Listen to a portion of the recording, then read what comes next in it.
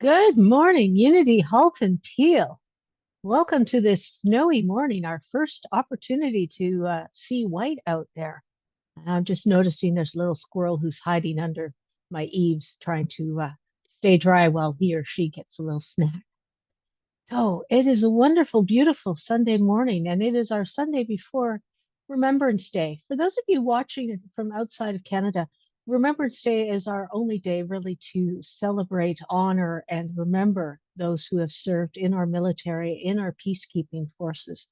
And today we will honor those with a little bit of thoughts about what peace is and how unity views that.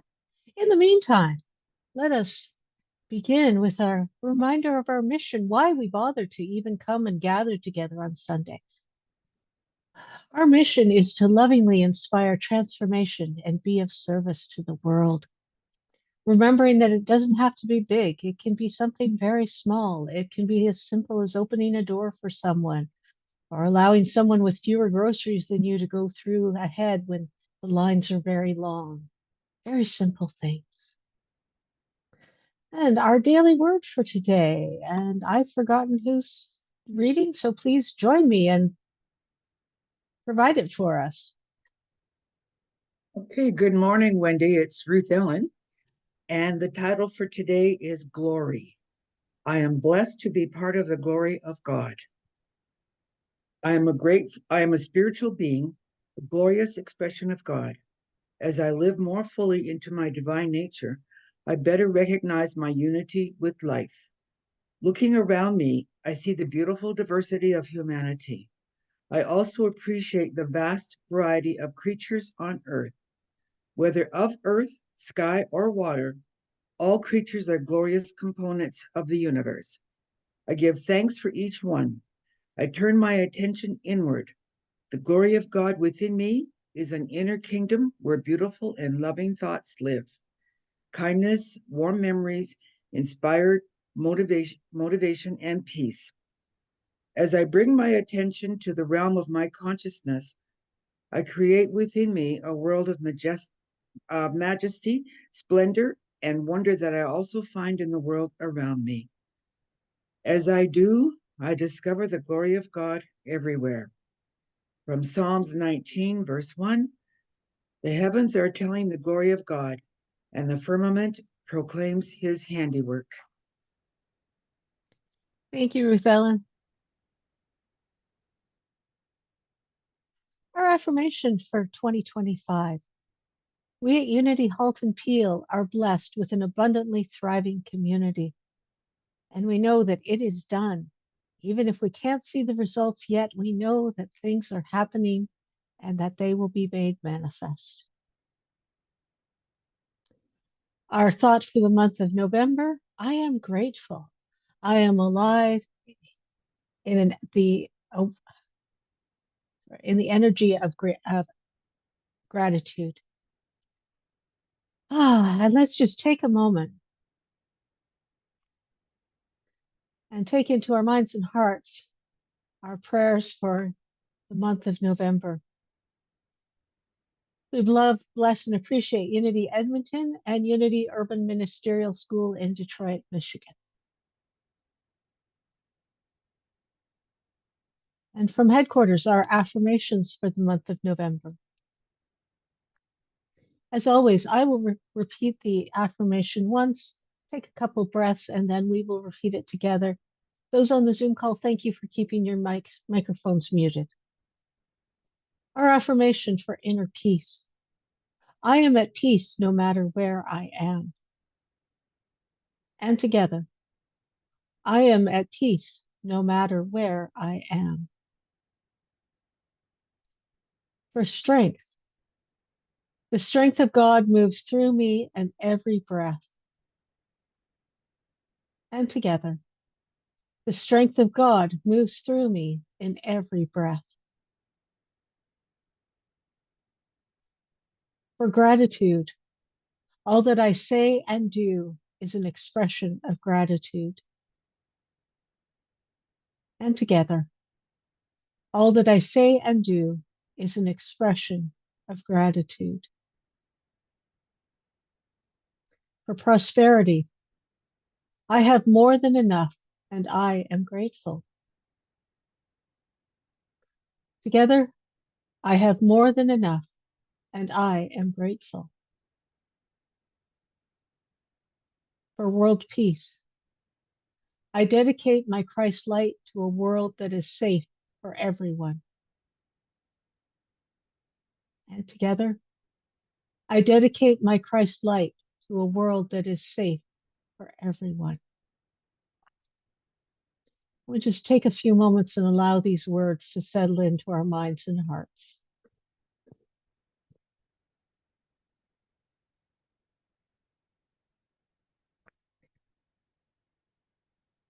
And so it is, and so I let it be. Amen. My talk for today is Unity in War and Peace.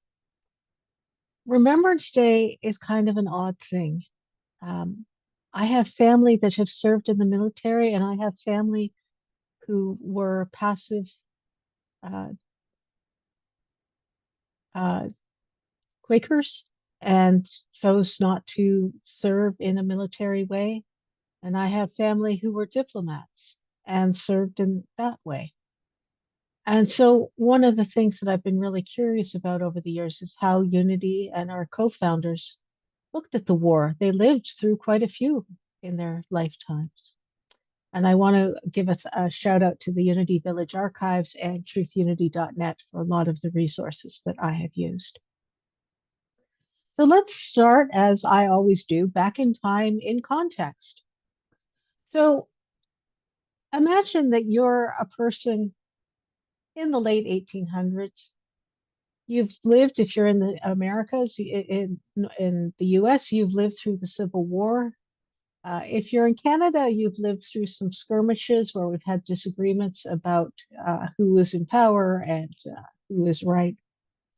But anyone who is engaged in that has knowledge of, the great thinkers of military strategy, of how we do things. And let me just throw a few phrases at you.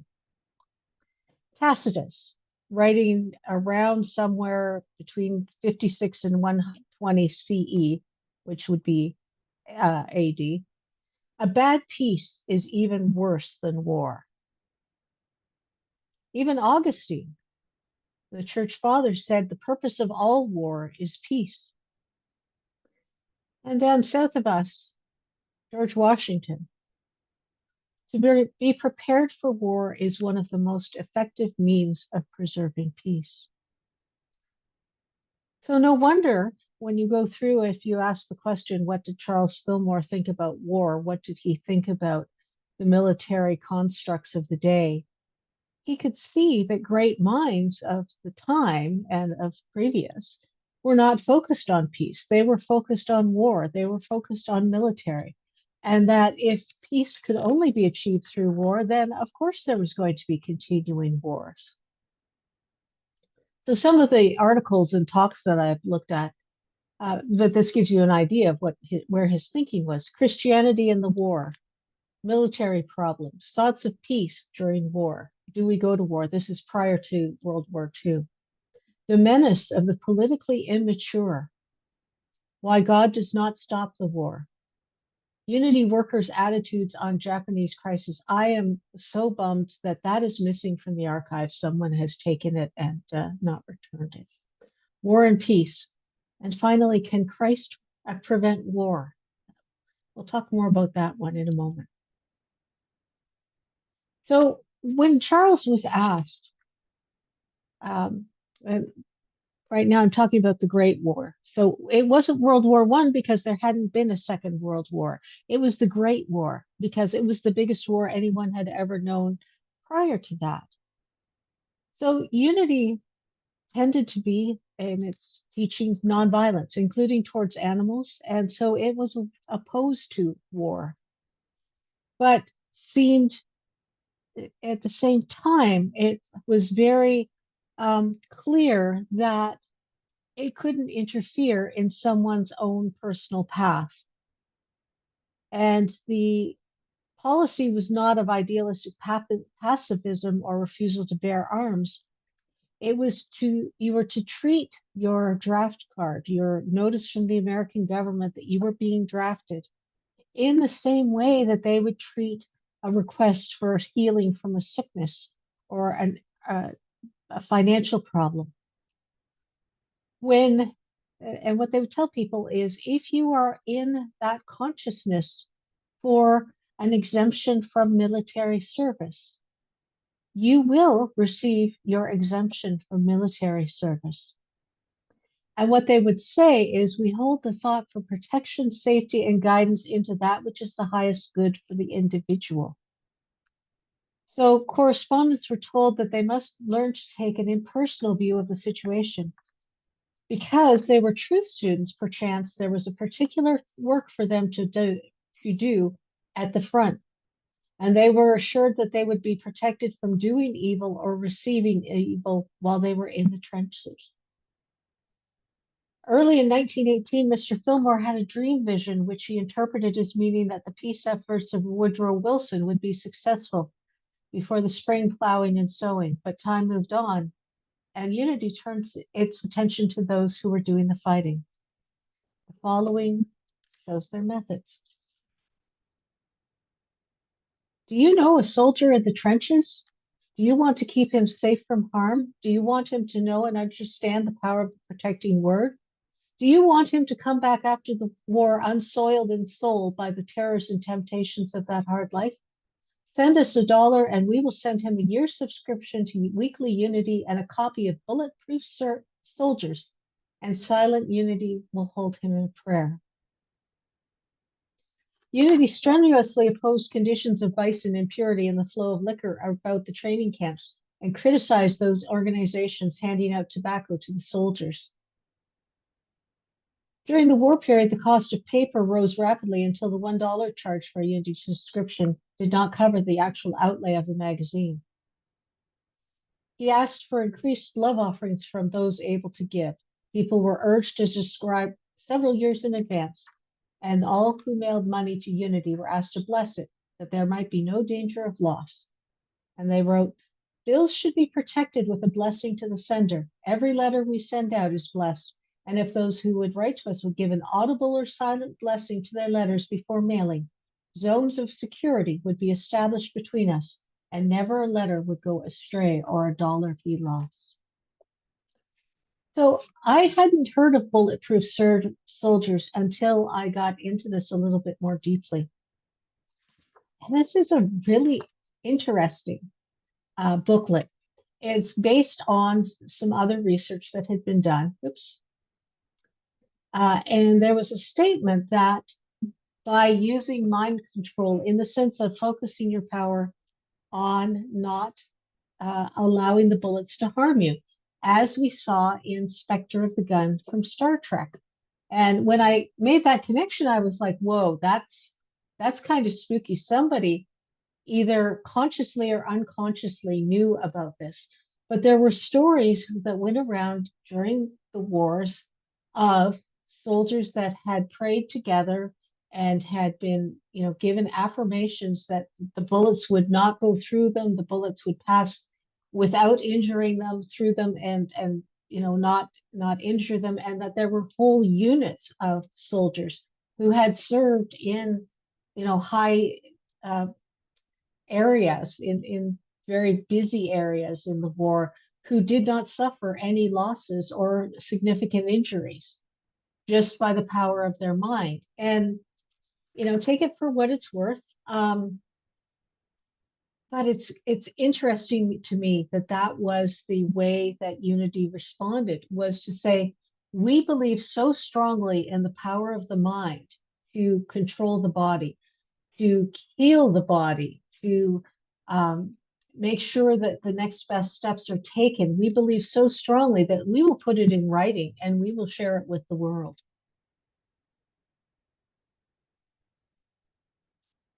In a speech from the 11th of November, which is Veterans Day in the States, Charles wrote and spoke, 7 years ago, the greatest war that this world had ever had came to a draw. I was going to say the war ended, but it did not. We thought it did, and that we would never go to war again, that the people had had a lesson. 4 years of war. 7 years ago today, that it was at an end, and the nation certainly would never think of fighting again, that they would sacrifice anything rather than have another war.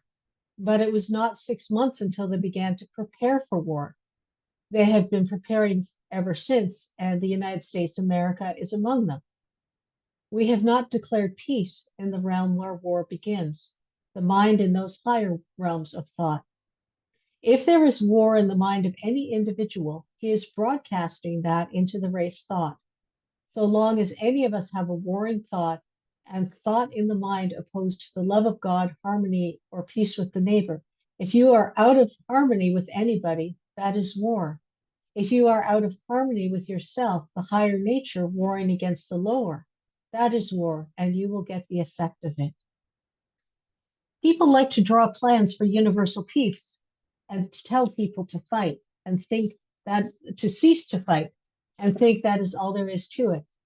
But would that defend you against people on the outside who want to fight always? We must form in ourselves a peace-loving spirit. We must make up our minds that we do not want to fight, that we do not want to get anything through force.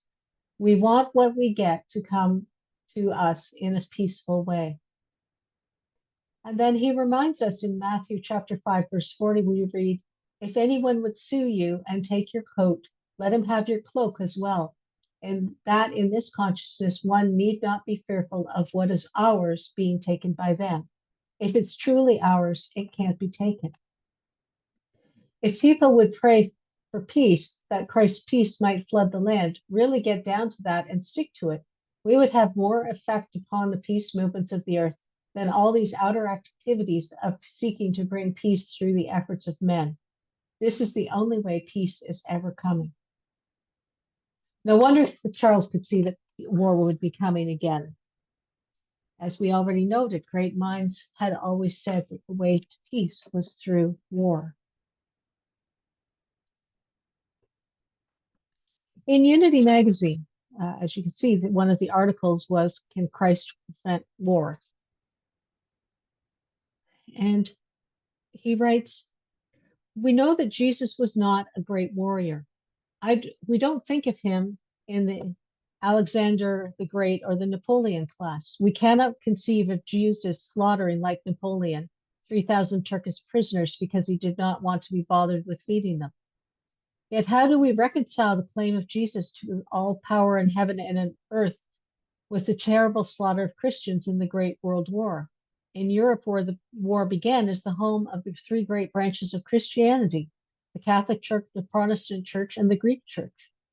Tens of thousands of educated priests and ministers of these churches pray daily and have prayed for centuries to Jesus Christ for his intervention in the affairs of the world. But right in the face of these prayers, the rulers of the nations of Europe are going forward, building up tremendous armies and the most destructive engines of war ever known. And strange to say, this Prince of Peace, who has all power in heaven and on earth, and his millions of followers, do not stay the expectation of war. Yet whole nations will be impoverished by war, and commerce will be demoralized, and despair marks the faces of financiers everywhere in the anticipation of a gigantic struggle. Also, today, dictators the world over are frantically beating the air in their attempts to satisfy the discontent and revolutionary demands of the unemployed. And why, you ask, this impotency?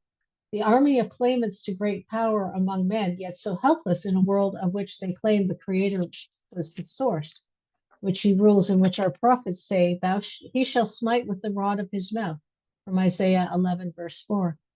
We cannot help but think that there is something radically wrong with this army of the Lord. His representatives are evidently not understanding or carrying out the orders of the Prince of Peace. They are listening rather to the war cry of the insane and destroyers of the world's civilization. Instead of praying for universal peace, for the reign of peace and love, they are praying for the victory of their armies. There was an article that Charles wrote called "Do We Go to War?" And I wasn't able to narrow it down. It's from 1939 or 40, remembering that the U.S. went into World War II later than Canada. But he writes, a study of the race thought shows that there are nations who believe they are destined to rule the world and that all other peoples must be forced to acknowledge their authority. This palpable falsity has been cultivated by certain nations generation after generation until war has become the principal industry. By the 2nd of June of 1940, Charles was writing, this war is the culmination of thousands of years of man's rule of the nations without knowing or seeking God for divine instruction. So by Christmas of 1940, Silent Unity was looking for something to add to their uh, booklets and their mailouts. And they always had a special Christmas prayer service. And James Dillett Freeman, who many of you may know as the author of many of Unity's prayers, was asked to write a 4-line stanza. And he wrote, the light of Christ directs me, the love of Christ enfolds me, the power of Christ protects me, the presence of Christ upholds me. They told me they wanted affirmative prayers for protection on the back page. Among these was the verse from the 23rd Psalm. Yea, though I walk through the valley of the shadow of death, I will fear no evil, for thou art with me. Thy rod and thy staff comfort me. One of the young women who worked in Silent Unity was reading my manuscript and as I wrote it, and as she finished it, she came up to me and said, Jim, if I were a woman in England and they were dropping bombs on my roof, or if I were a soldier and someone was pointing a loaded gun at me, I wouldn't want to feel like I was walking through the valley of the shadow of death. Can't you do better than that? I thought, you want me to do better than the 23rd Psalm? You have to be out of your mind. But rolling around in the back of my mind was the little verse I had written as a prayer for protection at Christmas. I had written it just for Silent Unity, but now it came rolling up to the front of my mind and demanded that I pay attention to it. It enticed me to see what I could make of it. First, I took the rhymes from it. I would felt it would be more universally received if it were not a rhyme. Then I changed Christ to God. It had been Christ because it was a Christmas prayer.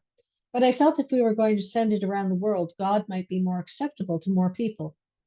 So the little prayer became, the light of God surrounds me, the love of God enfolds me, the power of God protects me, the presence of God watches over me. That is the prayer, the way we first printed it. Then a line came to me that I felt would make the prayer even more powerful. The line was, wherever I am, God is. I added it as the 5th line. The prayer for protection first appeared as a 4-line prayer in 1941, but when we reprinted it in 1943, it appeared in the form it has had ever since. Also in the archives from 1942, Charles wrote a unity prayer for peace. In the name of the Lord Jesus Christ, we pray for and decree a speedy victory in this world conflict, to be followed by a permanent peace, uniting all the nations of the earth in a league of justice and righteousness, in which the life, liberty, and love of God shall be paramount.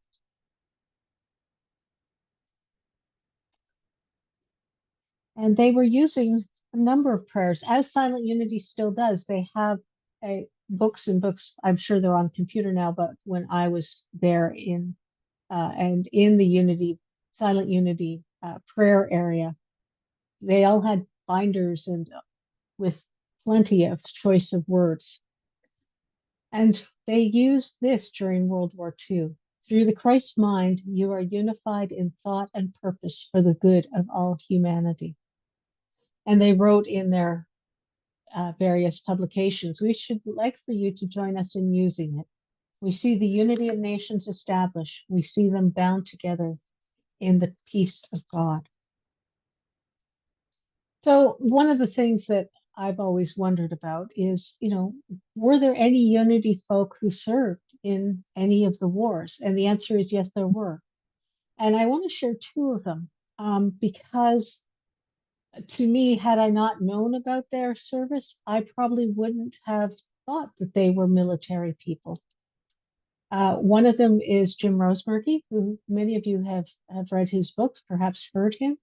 The other one was Reverend Dustin. He has since passed, and I didn't get as much information about his military service, but what I do know is that he has PTSD, and it was probably his spiritual path that kept him in some level of sanity.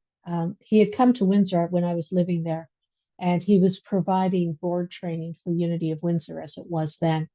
And this was when Schindler's List came out. And he invited anyone who wanted from the church to meet him at the local theater to see Schindler's List. And he actually had to leave the movie a couple times.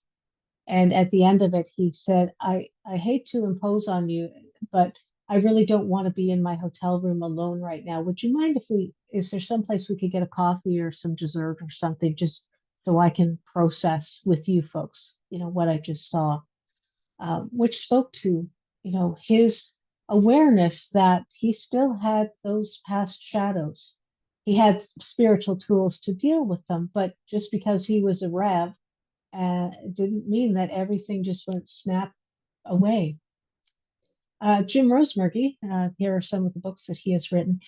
He was a naval aviator in the United States Navy as on the aircraft carrier, and he served in the Renaissance jets. He was the navigator, and he flew over 100 combat missions over North Vietnam. And he was ordained a Unity minister in 1976. And again, he is an interesting balance of the need to serve in a military way and the desire to be more of a mystic. He doesn't talk about his service often, but every so often something will come up in his writings or a Sunday talk that makes you kind of say, wow. So blessings to both of them.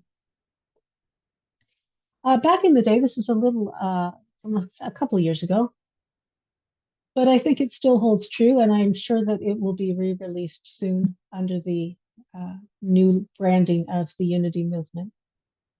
Unity stands for peace in the presence of conflict, for love in the presence of hatred, for forgiveness in the presence of injury.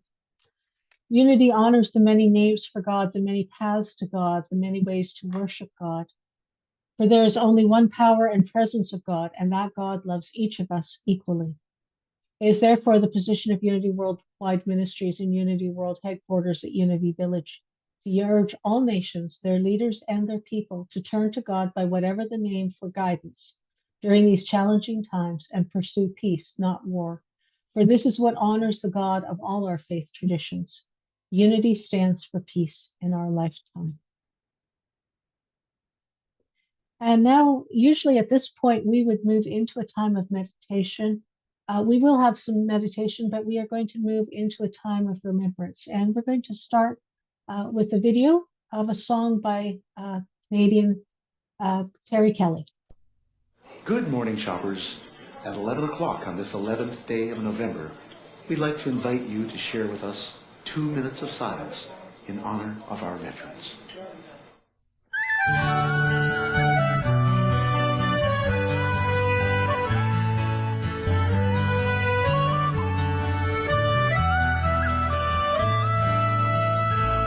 They fought and some died for their homeland. They fought and some died, now it's our land. Look at his little child, there's no fear in her eyes. Could he not show respect for other dads who have died? Take 2 minutes, would you mind? It's a pittance of time for the boys and the girls who went over. In peace may they rest, may we never forget why they died. It's a pittance of time. God forgive me for wanting to strike him. Give me strength so as not to be like him. My heart pounds in my breast, fingers pressed to my lips. My throat wants to bawl out, my tongue barely resists. But 2 minutes I will bide, it's a pittance of time for the boys and the girls who went over. In peace may they rest, may we never forget why they died. It's a pittance of time.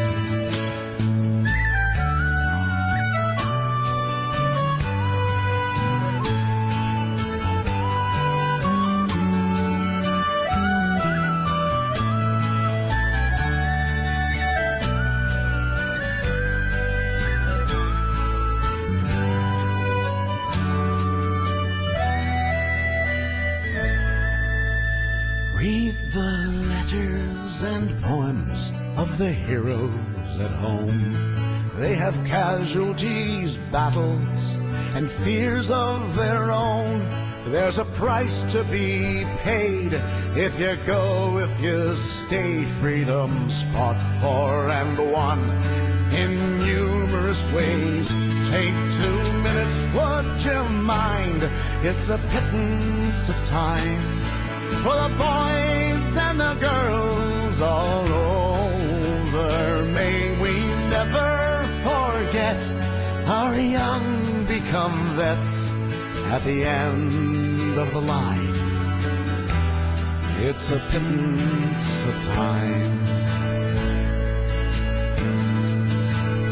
It takes courage to fight in your own war.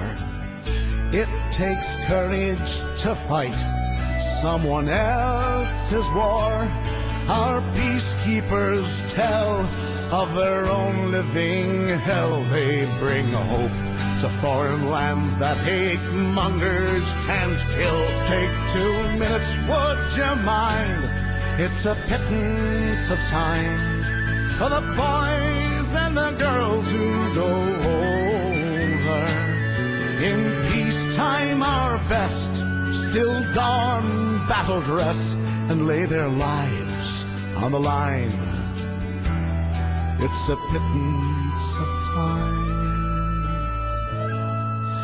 In peace may they rest, lest we forget why they died. Take a pittance of time.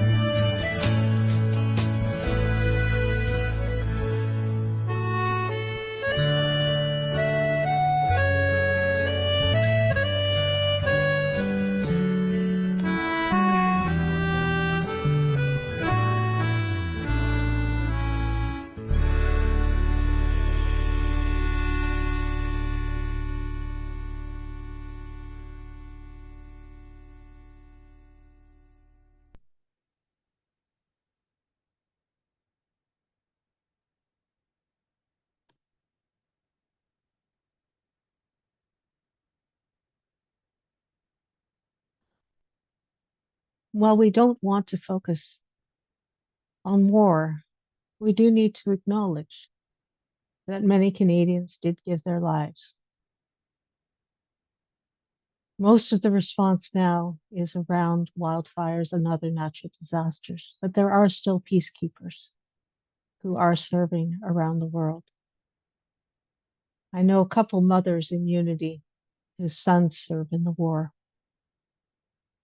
and they have served and they have come back, different people. And let us thank them for their service of being willing to go where so many of us will not. This year, they are honored. The Veterans Week is honoring areas in the Americas where Canadians have served.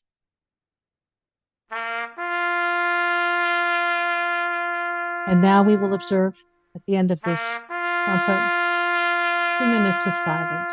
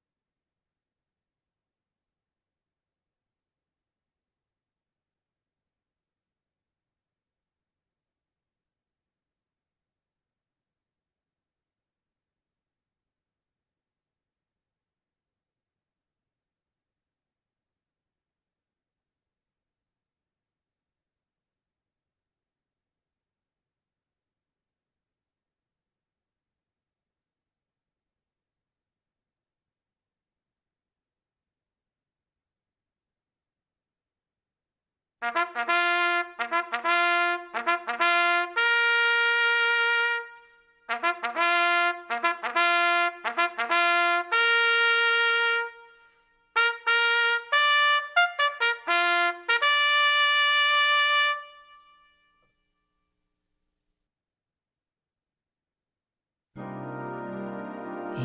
are the heart, you are the hands, you are the voice of spirit on earth, and who you are, and all you do is a blessing to the world.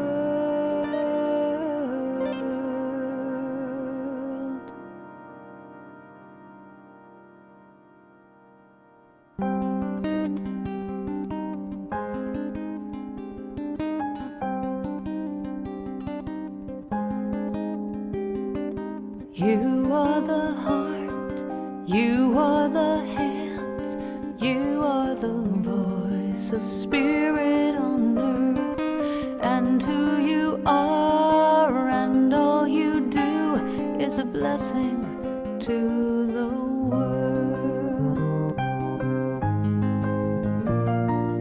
You are the heart, you are the hands, you are the voice of spirit on earth, and who you are and all you do is a blessing to the world. We are the heart, we are the hands, we are the voice of spirit on earth, and who we are and all we do is a blessing to the world. We are the heart, we are the hands, we are the voice of spirit on earth, and who we are and all we do is a blessing to the world.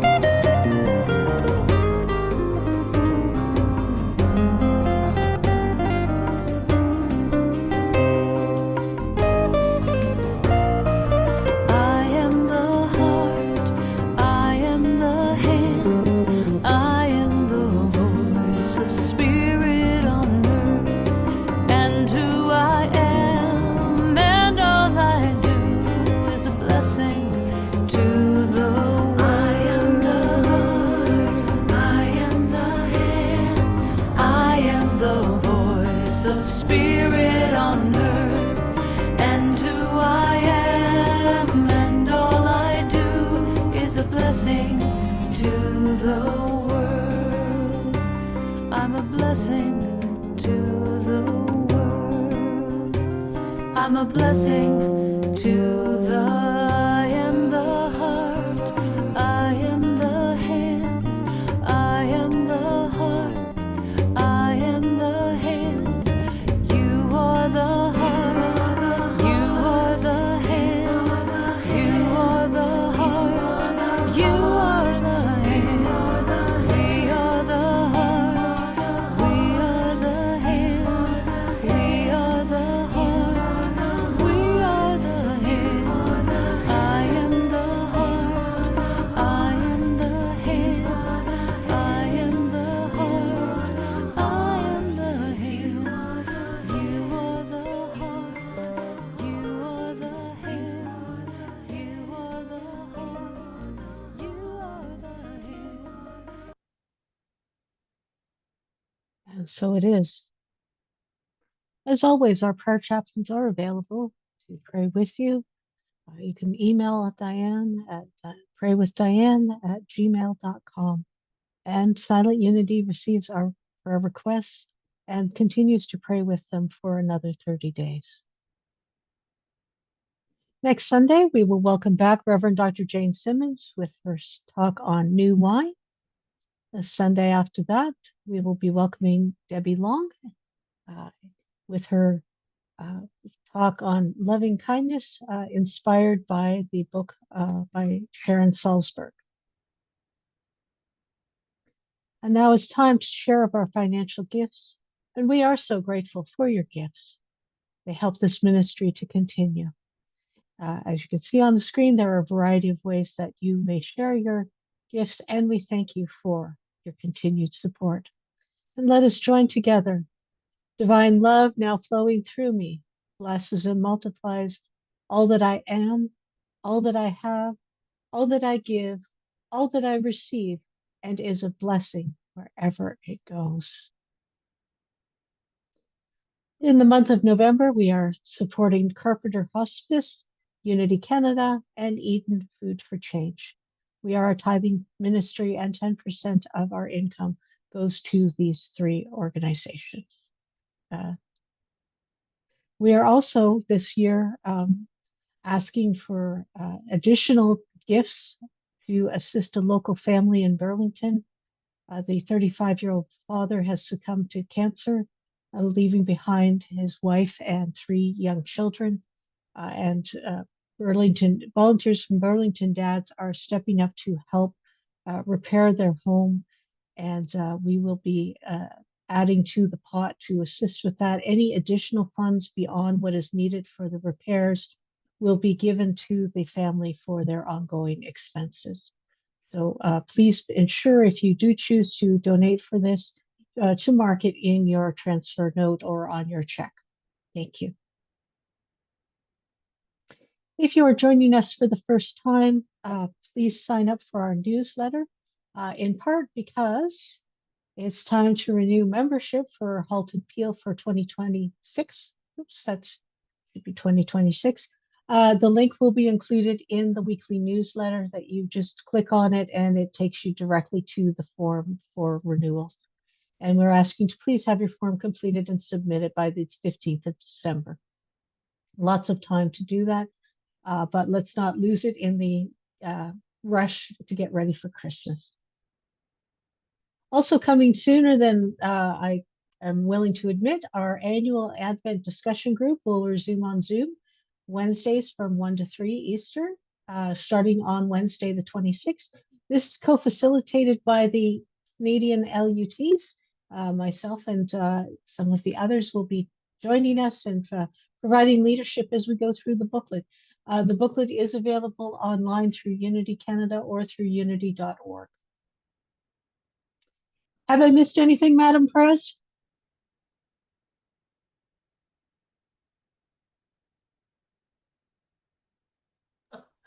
Sorry, took a while to unmute. No, you've done a great job. Thank you very All right. much. As usual. Thank you. Yeah. Thank you. All right, let us join together. Seeing the children of our families, our communities, and of the world in our hearts and our minds. And we join together with children and youth of Unity and of the world. We love you, we bless you, and we appreciate you just the way you are. And let us join with a revised version of James Stillett Freeman's prayer. The light of God surrounds us. I am light. The love of God enfolds us. I am love. The power of God protects us. I am power. The presence of God watches over us. I am presence. Wherever we are, God is. I am divine. And as is our tradition, Sue K. Riley will sing us out.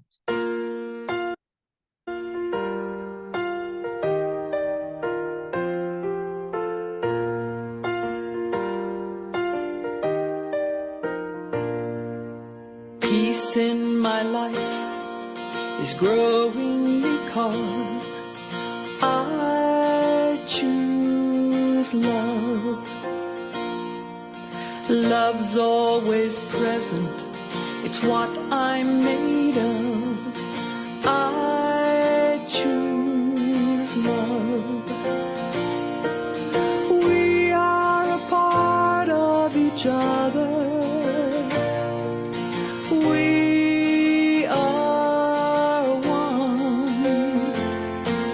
one tie that binds us, that can't be undone. I choose love.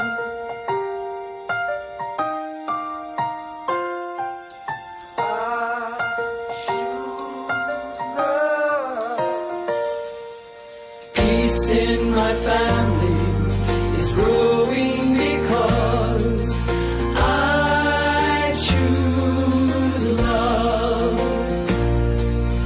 Let love be present, it's what we're made of. I choose love. We are a part of each other. We are one loving family, sharing one son. I choose love.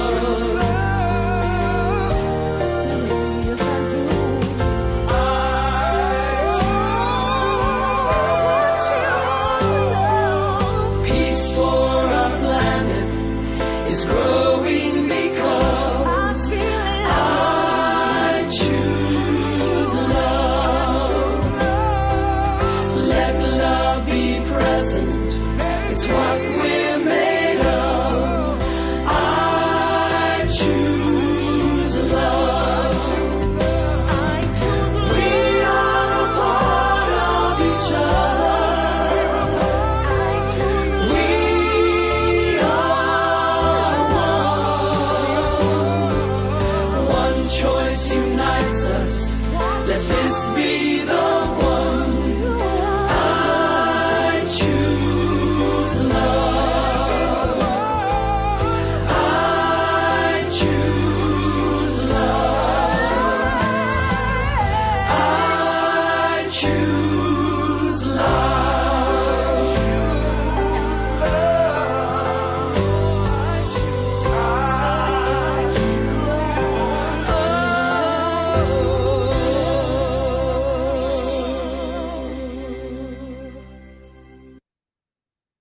Thank you for joining us today.